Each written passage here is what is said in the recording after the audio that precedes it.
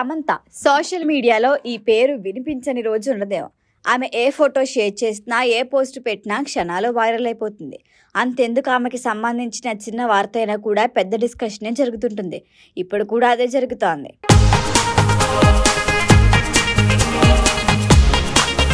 సమంత చిన్న బ్రేక్ తర్వాత రీఎంట్రీ ఇచ్చింది. ఒకప్పుడున్నంత ఊపు ఇప్పుడు లేదు, కానీ క్రేజ్ మాత్రం అలానే ఉంది.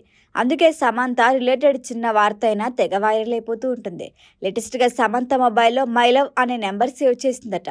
ఆ లవ్ సింబల్తో సేవ్ చేసిన కాంటాక్ట్ నెంబర్ ఎవరిది అన్నదే నెటిజన్లకి ఇప్పుడు ఇంట్రెస్టింగ్ డిస్కషన్. నాగ చైతన్యని ప్రేమ వివాహం చేసుకుంది కాబట్టి మర్చిపోలేక ఇప్పటికీ ఆ కాంటాక్ట్ అలానే ఉంచిందా? ఇండస్ట్రీలో ప్రవేశించేందుకు మొదటి అవకాశం ఇచ్చిన Gautam మీనందా?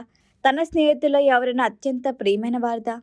Family man 2 web series దర్శకుడు రాజు నిడిమూరుతో ప్రేమలో పడిందనే వార్తలు వచ్చాయి. తన నెంబరా? అబ్బో, ఒకటా రెండా, చాలా ప్రశ్నలతో సోషల్ మీడియాలో మారుమోగిపోతున్నాయి. అయితే అందులో ఒక్కటి కూడా నిజం కాదు. ఎందుకంటే మై లవ్ అని సేవ్ చేసుకునే నెంబర్ తన తండ్రిది.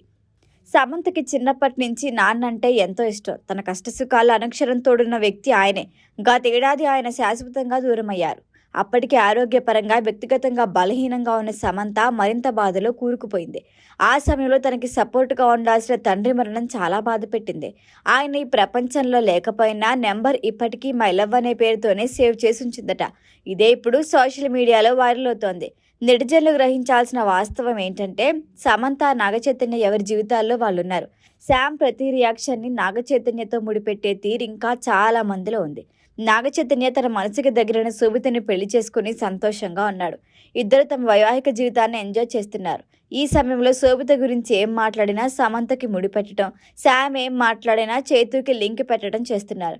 పైగా శోభిత చెల్లెలి పేరు సమంత కావడంతో ఆమెకు సంబంధించిన విషయాలను కూడా వదిలిపెట్టడం లేదు. ఎవరి జీవితాలు, కెరియర్లో వాళ్ళు బిజీ. ఇకనే ఇలాంటి అనవసర చర్చలు వదిలేస్తే మంచిదని కొందరి సూచన. ప్రస్తుతం సమంత రక్త బ్రహ్మాండం, మా ఇంటి బంగారం మూవీస్తో బిజీగా ఉంది. ఆమె నిర్మాతగా వ్యవహరించిన శుభం విడుదలకి సిద్ధంగా ఉంది.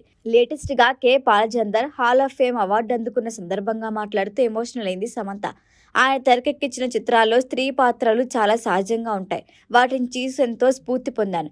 ఈ అవార్డు నా జీవితం పరిపూర్ణమైందని భావిస్తున్నా అంది. నేను 2 ఏళ్లుగా తమిళ సినిమాలు చేయలేదు. ఈ మధ్యకాలంలో కెరియర్లో హిట్లు కూడా లేవు. అయినా నాపై మీ ప్రేమ తగ్గలేదు.